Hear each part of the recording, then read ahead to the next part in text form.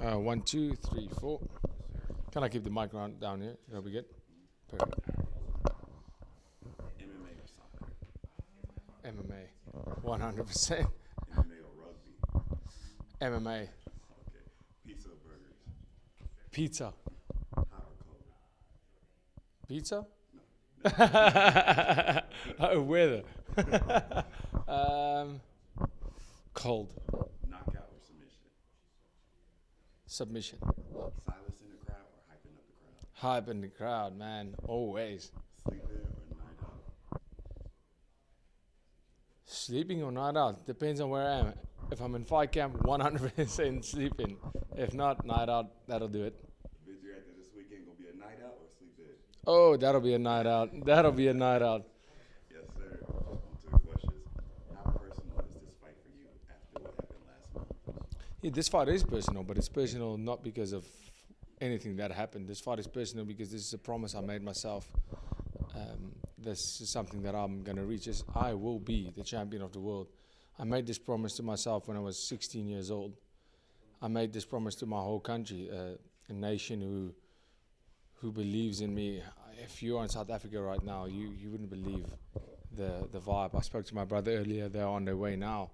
And he said, if you just drive down the streets, it's electrifying. It's like we're playing another World Cup for the Springboks. He says all the bars that are advertising, they're staying open because we're fighting early morning. The main card starts around 5 a.m. in South Africa. And all these places, everybody is so stoked for this, and they believe in me. They believe that I will be the champion. I made the promise to my country that I'm bringing that title home. So that's personal. It's a personal goal. It's a personal to me because I have the responsibility of carrying that flag and making my nation proud. But not at all because of what happened, what was said. It's never personal. It's just business. I'm in there to be world champion, and that's the only thing I'm here for. I'm not there to beat.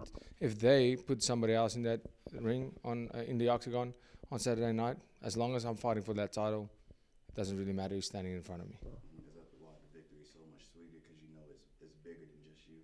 Yeah, absolutely. I mean, I said that. I mean, I have my own personal goals and my own everything that I want from this, but this is so much bigger than me. I'm representing a whole nation, a continent, and it's a beacon of hope that we can do whatever we set our minds to, regardless of being a third world country, and right from home, and being able to come and do what people do, a sport where a sport is how many years old versus a very new sport. I have the responsibility of representing the sport in my country and getting people to know the sport and get the stigma away from this cage fighting kind of old school sport, that it is a sport where athletes are super dedicated and it takes a whole lot of sacrifice to be here. And it's a much bigger cause than my own. Moving on to this weekend, what did you learn about yourself from your last fight that you bring into this fight? Yeah, what I learned from my last fight is the whole world can be against me, can be against us, can be against my team, and rooting against us. It doesn't matter. We're gonna go out there and do what we do, and that's win. And that was a big mental battle. It wasn't for me. It was just a test. Whether I felt it or not, we were only gonna find out come fight night. And I showed up on fight night and I put up a brilliant performance. There were some mistakes, quite a bit. And like always, win or lose, we go out there and we fix them after the fight.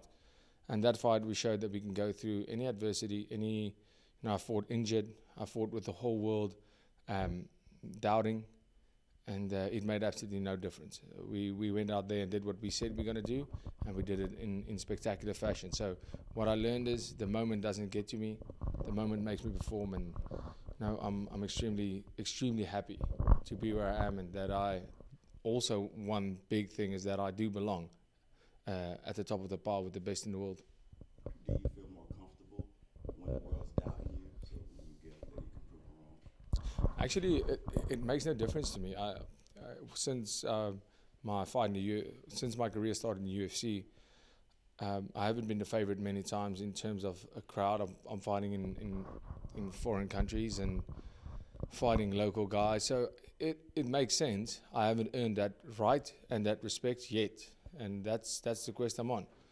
And the big thing is, if the crowd's rooting for you or against you, if that affects you, then somebody else's or an outside energy is dictating how your performance goes. And for me, I'm here to prove the people that believe in me right. I'm not here to prove anybody wrong.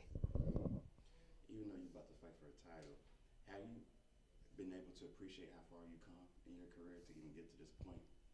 Yeah, that's a big thing, because showing appreciation is such a big thing.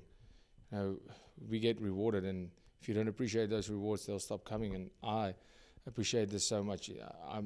Every day I thank God for where I am and blessing me with this gift of determination and waking up and wanting to be great every single day, and giving me these opportunities, and putting the right people in my lives, my team, my family, who's been there from the beginning and keeping me on track and helping me reach this goal. Because even though I'll become world champion, without them there would be no me. Sean Strickland said he never prepared for any game plans for his fight.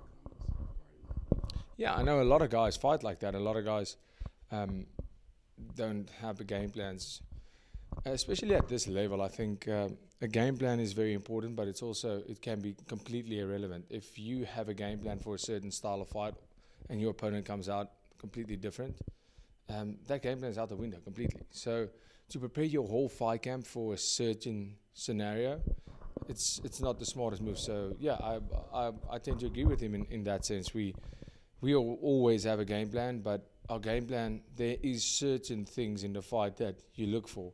If they're not there, it doesn't change anything. There are certain things, mannerisms, and that we look out for, but we are not concerned about an opponent's game plan.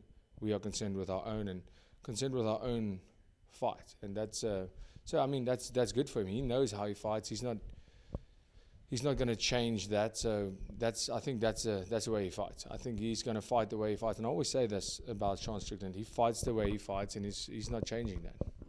How would you like to win this weekend? This fight, how I am going to win this fight is via a finish, and that's the only thing that really matters to me. Whether it comes by submission, knockout, TKO, it's really no difference to me. I go out there and I'm looking for a win, but even if this guy goes to a decision, it probably won't, and I can tell you now, I'm finishing this guy, and whether it comes by submission, knockout, TKO, it makes no difference to me. I'm happy either way. I just want to hear that ref say stop, and pull me off. There were many gunning for you with the victory, so what's the message you want to send to the division this weekend? Yeah, of course, as soon as you have that belt, the target's on you, and let's go. Who's next? Now, for me, I'm fighting for the belt. I want to be the best in the world. I want to make history in this division as the greatest ever, and we have to start somewhere.